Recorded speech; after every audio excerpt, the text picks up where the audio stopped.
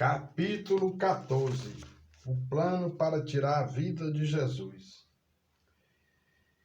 Dali a 2 dias era a Páscoa e a festa dos pães asmos, e os principais sacerdotes e os escribas procuravam como o prenderiam à traição e o matariam, pois diziam: não durante a festa, para que não haja tumulto entre o povo. Jesus ungido em Betânia. Reclinado à mesa em casa de Simão o leproso, veio uma mulher trazendo um vaso de alabastro com preciosíssimo perfume de nardo puro, e quebrando o alabastro, derramou bálsamo sobre a cabeça de Jesus. Indignaram-se alguns entre si e diziam: para que este desperdício de bálsamo? Porque este perfume poderia ser vendido por mais de 300 denários e dar-se aos pobres. E murmuravam contra ela. Mas Jesus disse: deixai-a, porque a molestais. Ela praticou boa ação para comigo, porque os pobres sempre os tendes convosco, e quando quiserdes, podeis fazer-lhes bem, mas a mim nem sempre me tendes. Ela fez o que pôde, antecipou-se a ungir-me para a sepultura. Em verdade vos digo, onde for pregado em todo o mundo o evangelho, será também contado o que ela fez para a memória sua. O pacto da traição. E Judas Iscariotes, um dos 12, foi ter com os principais sacerdotes para lhes entregar Jesus. Eles, ouvindo, alegraram-se e lhes prometeram dinheiro. Nesse meio tempo buscava ele uma boa ocasião para o entregar. Os discípulos preparam a Páscoa. E no primeiro dia da festa dos pães asmos, quando se fazia o sacrifício do cordeiro pascal, disseram-lhe seus discípulos: onde queres que vamos fazer os preparativos para comeres a Páscoa? Então enviou 2 dos seus discípulos, dizendo-lhes: ide à cidade, e vos sairá ao encontro um homem trazendo um cântaro de água. Segui-o e dizei ao dono da casa: onde ele entrar, que o mestre pergunta: onde é o meu aposento, no qual hei de comer a Páscoa com os meus discípulos? E ele vos mostrará um espaçoso cenáculo mobilado, e pronto, ali fazei os preparativos. Saíram, pois, os discípulos, foram à cidade, e achando tudo como Jesus lhes tinha dito, prepararam a Páscoa. O traidor é indicado. Ao cair da tarde, foi com os 12, quando estavam à mesa e comiam, disse Jesus: em verdade vos digo que um dentre vós, o que come comigo, me trairá. E eles começaram a entristecer-se e a dizer-lhe, um após outro: porventura sou eu? Respondeu-lhes: é um dos 12, o que mete comigo a mão no prato. Pois o Filho do Homem vai, como está escrito a seu respeito, mas ai daquele por intermédio de quem o Filho do Homem está sendo traído. Melhor lhe fora não haver nascido. A ceia do Senhor. E enquanto comiam, tomou Jesus um pão e, abençoando-o, o partiu e lhes deu, dizendo: tomai isto, é o meu corpo. A seguir tomou Jesus um cálice e, tendo dado graças, o deu aos seus discípulos, e todos beberam dele.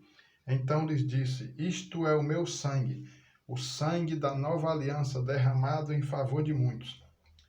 Em verdade vos digo que jamais beberei do fruto da videira até aquele dia em que eu hei de beber novo no reino de Deus. Tendo cantado o hino, saíram para o Monte das Oliveiras. Pedro é avisado. Então lhes disse Jesus: todos vós vos escandalizareis, porque está escrito: ferirei o pastor e as ovelhas ficarão dispersas. Mas depois da minha ressurreição, irei adiante de vós para a Galileia.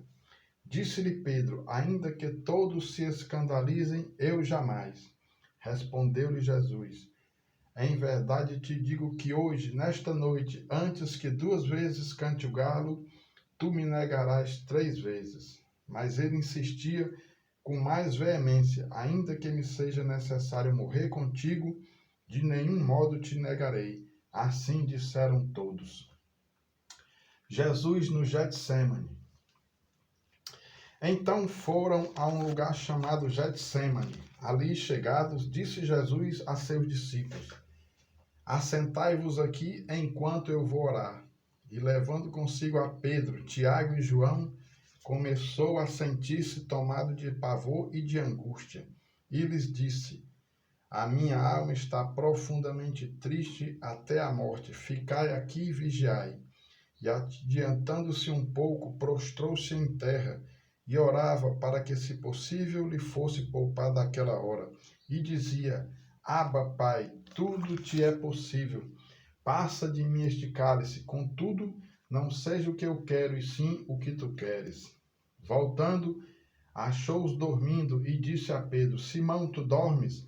Não pudestes vigiar nem uma hora? Vigiai e orai, para que não entreis em tentação. O espírito, na verdade, está pronto, mas a carne é fraca. Retirando-se de novo, orou, repetindo as mesmas palavras. Voltando, achou-os outra vez dormindo, porque os seus olhos estavam pesados e não sabia o que lhes responder. E veio pela terceira vez e disse-lhes: Ainda dormis e repousais? Basta! Chegou a hora. O Filho do Homem está sendo entregue nas mãos dos pecadores. Levantai-vos, vamos, eis que o traidor se aproxima. Jesus é preso.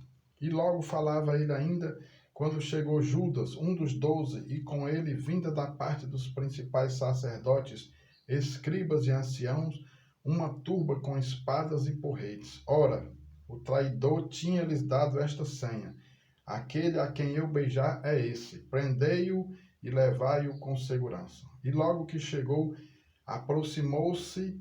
aproximando-se, disse-lhe: Mestre, e o beijou. Então lhes deitaram as mãos e o prenderam. Nisto, um dos circunstantes, sacando da espada, feriu o servo do sumo sacerdote e cortou-lhe a orelha. Disse-lhes Jesus: Saístes com espadas e porretes para prender-me, como a um salteador? Todos os dias eu estava convosco no templo, ensinando, e não me prendestes. Contudo, é para que se cumpram as Escrituras. Então, deixando-o, todos fugiram. Jesus seguido por um jovem. Seguia-o um jovem coberto unicamente com um lenço, e lançaram-lhes a mão, mas ele, largando o lençol, fugiu desnudo.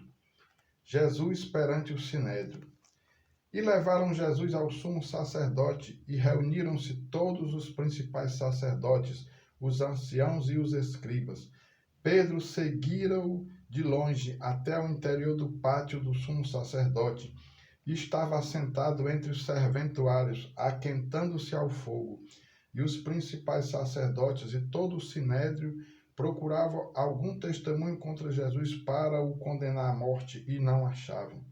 Pois muitos testemunhavam falsamente contra Jesus, mas os depoimentos não eram coerentes.